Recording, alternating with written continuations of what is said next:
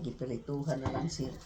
Sabi ninyo guys, mag-53 na ko katuig.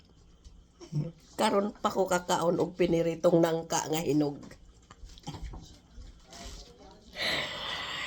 Ay, Ginoo ko kana bitaw imong mama nga biyaan nimo kay nagtrabaho ka.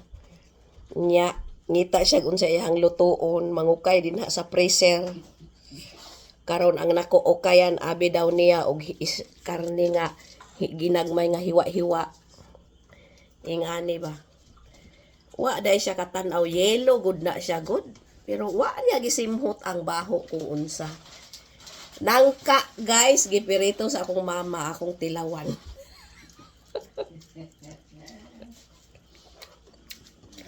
Ingon pa niya, lami man, tamis-tamis. Hindi tamis kay hinog nga nangka. Nangka guys gipirito. Tamis man. Nakatawa kong mama. Lami man toon. Di mantikaan.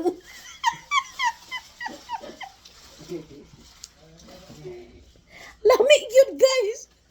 Lami dayang nangka. Pag testing mo diha sa Pilipinas, iprito ninyong langka nga hinog. Lami kaayo. Katawaan ng akong Mother Earth ay. Lami siya. Dugan na sa rip. Wala yun maon sa si mama rag yung nakabiktima ani. Unsa man ni day? Hindi order. Ano sa tubig? Pump.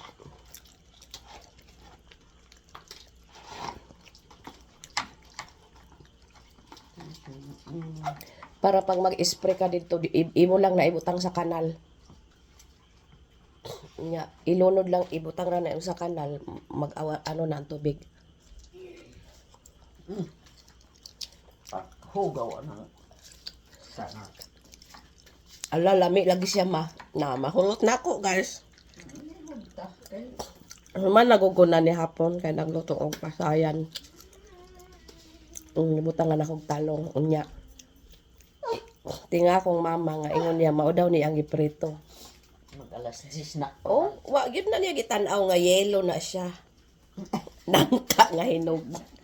Kain mo ko karne na nipis. Abi niya karne nga nipis. Ako kahurot ani ma. Lami man bang pagkaluto giprito.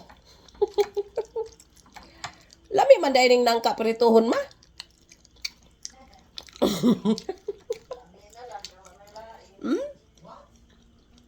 Lami gyud siya guys.